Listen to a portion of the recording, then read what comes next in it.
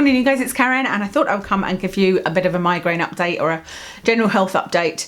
Last time I spoke to you was day 6 of using Aimovig, so I have now injected again. Today is Friday. I injected on Wednesday morning. So I've had a whole month on Aimovig and this is me at the start of the second month and the second injection. So it has been pretty successful in my eyes, but not, I think a lot of friends and family haven't thought of it as successful because I've had migraines. But this is not a cure for migraines. It will reduce it by between 30 and 70% depending on how you react, how lucky you are. And also this is the first smaller dose that I'm on. I can get double the dose of this and hopefully will do when I see the neurologist in February sometime. So I think that it has been really successful because looking at my migraine diary, the first 6 days of December were awful, but I didn't have the Aimovig in my system at all at that point. And so if you look at the other 24 days of the month, 12 of them were sticker days, you could say, for me. So I didn't have a migraine at all, didn't need to take any painkillers for it, you know, everything was fine. That's 50%. Pretty much a 50% reduction in migraines for me because I was having them every single day. Like it got to the point where I was having 1 or 2 migraine-free days per month. So the fact that I've had 12 migraine-free days in December and I didn't even have it in my system for the whole of December is just unheard of. You know, I really felt like I can see, it's given me hope. I can see that I can live life again.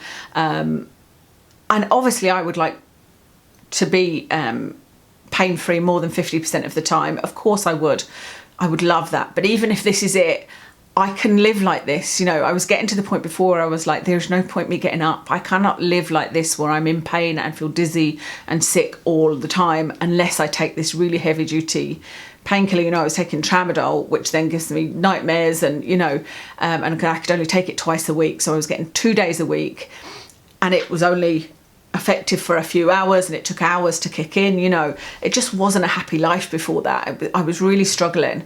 But now I can see that, you know, I could definitely live like this. Now, I don't know how long I can take it for.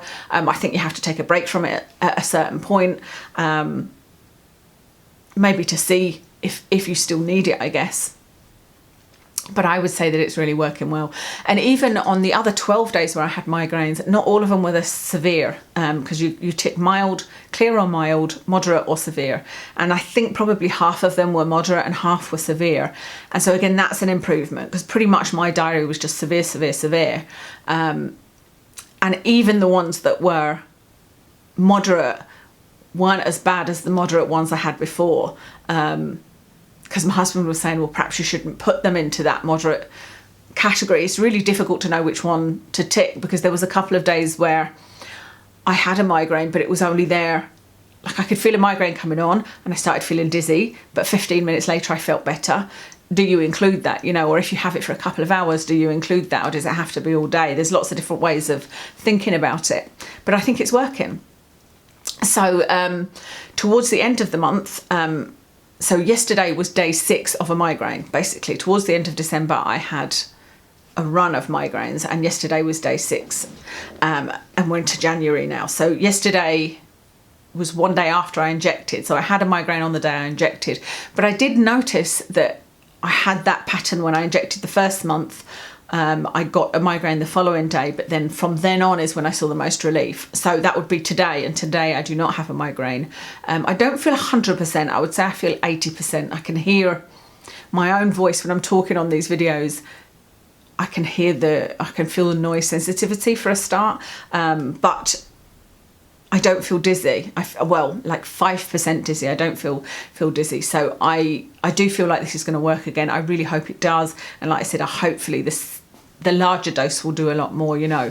I mean, this is cumulative because it actually takes like 120 days, I think it is, to get out of your system completely. So, you know, this should be building up a little bit in my system.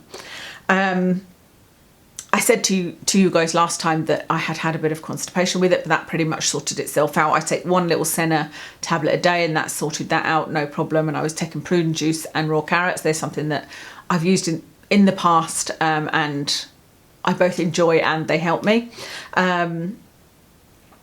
other than that, no side effects. I haven't noticed my hair thinning, but I think that would be something you'd maybe notice a few months later. I have noticed in the last week a lot of hair coming out, so I need to make sure I'm on top of using my Alpachin shampoo, because I do think that helps, my caffeine shampoo. And I'll be keeping an eye on my hair, you know, for sure. And like I said, I've noticed a lot of sort of hairs over me, but nothing major. So I think that's all there is to report on this. Like I said, I think it's working. It's not like a miracle cure, like I said, but it's definitely given me some life back and some hope. And I'm more hopeful now about doing a larger dose and seeing what that does. So yeah, that's me for now. I will come and tell you, obviously going forward, I'll tell you how I get on with the next injection and when my next appointment is. I don't have the appointment yet. I just know that he'd sent me a letter telling me he'd see me in February and he'll send an appointment out nearer the time.